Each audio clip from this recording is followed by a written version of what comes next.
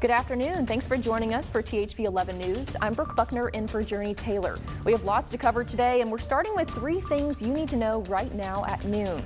A slew of new laws are going into effect tomorrow. We have everything you need to know to make sure you're ready in less than 2 minutes. And dermatologists are trying to get more people with darker skin to use sunscreen. At 12:16, we'll hear what experts say are the real benefits, plus why you may want to pay closer attention to what's on the shelf. Plus, are you ready for the next music tour coming to a city near you? Tim McGraw is hitting the road in 2024. We'll share where he's headed in entertainment news just ahead. But first, we need to take a look at your Monday afternoon forecast with meteorologist Nathan Scott. Nathan, when we got up this morning, it felt pretty nice out, but I'm sure that's not going to last, is it? Good afternoon, Brooke. It was a stormy start to our Monday, though. Those storms kept me up for quite some time. They were packed with a lot of lightning. But now that activity has made its way well down to the south, still producing a batch of clouds into southwest and south Arkansas. But those clouds earlier this morning have kept us a touch cooler. This time yesterday, we were already into the low 90s. Right now, it's 88 in the capital city, 82 in Conway, 84 in Arkadelphia, and 87 in Pine Bluff. Take a look at the radar loop. You can still see a little batch of showers, maybe a little rumble of thunder mixed in as it makes its way through Lafayette County and Columbia counties as it makes its way into Louisiana. So temperatures will be recovering. We're going to warm things up into the mid-90s for the most part.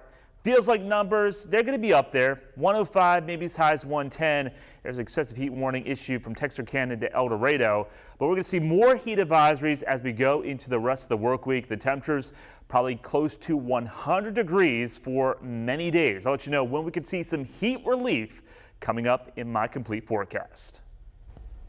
All right, thank you, Nathan. The group working to get the LEARNS Act on a ballot for Arkansas voters is racing against the clock. They've spent the weekend into today working to get their goal of 55,000 signatures by 5 o'clock. The group gathered outside the state capitol this morning, rallying for more signatures and volunteers. Right now, the group has collected more than 46,000 signatures. They need them from 50 counties for the petition to go on the November ballot, and they say they're confident they'll meet that goal. We believe this can happen. We really do. I mean, we've done 21,000 signatures in 7 days. The group is spread out across the state working to meet their goal. Tonight at 5 and 6, we'll have the latest numbers and what happens next. We've been preparing you for weeks, and tomorrow is the day the LEARNS Act plus hundreds of other new laws will go into effect. Let's highlight a few we've reported on in recent weeks. 3 new laws impact minors. Act 195 changes child labor laws in the state, lowering the working age so teens under 16 will no longer need a work permit through the state. Act 317, the so-called bathroom bill, it bans transgender students from using bathrooms and locker rooms that match their gender identity, but rather their gender at birth. And Act 542 prohibits school employees from addressing students by their preferred names and pronouns without written parental consent. When it comes to laws expanding gun access, Axios reports Arkansas has the most of any state with 7. It includes Act 757, allowing medical marijuana patients and caregivers to obtain a concealed carry permit. Act 773 allows adults to have a handgun on school property in certain cases. And Act 777 says Arkansans will not need a license to carry a concealed handgun. There are many more laws going into effect tomorrow. For a more comprehensive list, head to our website, thv11.com. One new law that won't take effect involves library censorship while it's the subject of a lawsuit. Over the weekend, a federal judge in Arkansas put Act 372 on hold, which would have criminalized librarians over, quote, obscene materials. The judge's ruling stops sections of the law from being enforced while the legal challenge plays out in court. Attorney General Tim Griffin responded, saying the state will continue to vigorously defend the law. Federal authorities say 5 victims have been rescued after a human trafficking operation bust in Arkansas. The 3-day operation, dubbed Rolling Fire, was a partnership with Homeland Security and more than 20 local, state, and federal law enforcement agencies in Northwest Arkansas. Of the 5 victims rescued, 3 were human trafficking victims and 2 were endangered children. 5 people were arrested on child exploitation charges. Developing right now, 2 people are in jail this morning for a deadly shooting early Sunday morning. 19-year-old Michael Taylor and Overtus McKenzie Jr. are accused in the crime. Police responded to a shooting call early Sunday morning at the Roadrunner on Broadway in downtown Little Rock. They found one victim who was pronounced dead at the scene. The Frisco, Texas police chief is apologizing to a family from Arkansas over a traffic stop that left them traumatized.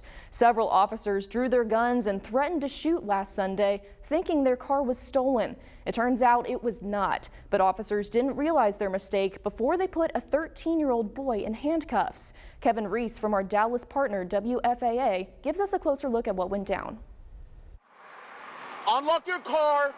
Do it now. It's 8:30 in the morning. Everybody in the car, hands outside the window. Frisco police yelling at the occupants of a Dodge Charger, believing they found a stolen car. If you reach in that car, you may get shot, so be careful. That's what I'm talking to. The female driver detained, her 6th grade son forced out of the car next. Stop.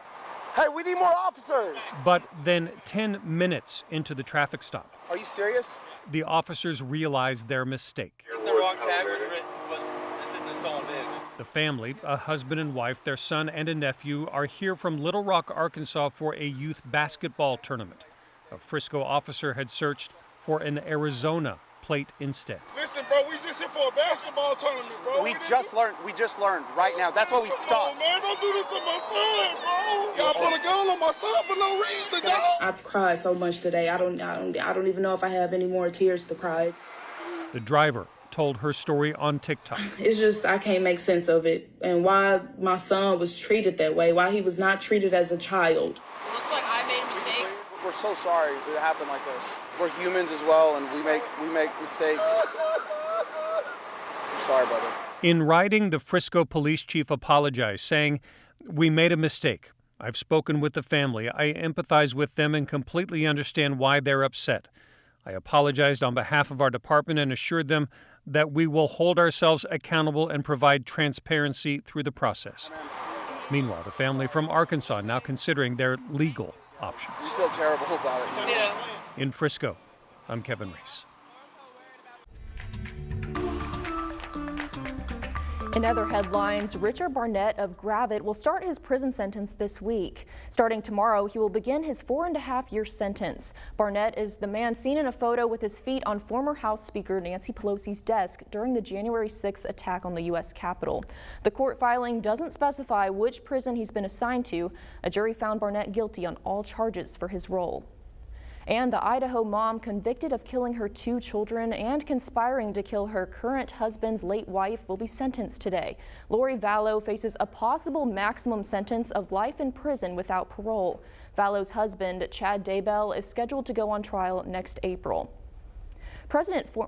Former President Donald Trump lashed out against his latest legal issues while on the campaign trail this weekend. His allies believe another indictment could be coming as soon as this week in the separate January 6th case. Despite his legal problems, he remains the front-runner for the 2024 Republican presidential nomination. Skylar Henry reports from Washington, D.C. Former President Donald Trump pushed back hard against the latest charges against him in the classified documents case. What you're witnessing is a continuation of the single greatest witch hunt of all time. Campaigning in Pennsylvania over the weekend, the Republican frontrunner slammed allegations that he tried to have surveillance video erased after receiving a subpoena. You know, they're not indicting me, they're indicting you. I just happen to be standing in their way. Despite his deepening legal troubles, the former president's supporters are standing by him, giving him a commanding lead over his competition for the Republican presidential nomination. It helps strengthen him politically because people are seeing the establishment for what it is, corrupt. Campaigning in New Hampshire Sunday, Trump's closest rival, Florida Governor Ron DeSantis, tried to make some headway. I think that we need to be focusing on using our energy on resources on defeating Biden and the Democrats. And former UN Ambassador Nikki Haley argued it's time to move on. We can't keep living with indictments and court cases and vengeance of the past. We've got to start going forward. CBS News has learned that a pro-Trump political action committee has spent more than $40 million on legal expenses for Trump and his aides on multiple legal cases this year. Skyler Henry, CBS News, Washington. A property manager at former President Donald Trump's Mar-a-Lago estate made his first court appearance this morning after being charged last week in connection with the classified documents case. According to the indictment, Carlos de Oliveira spoke with the former president the day after investigators subpoenaed security camera video and told a Mar-a-Lago IT employee, quote, "The boss wanted the server deleted."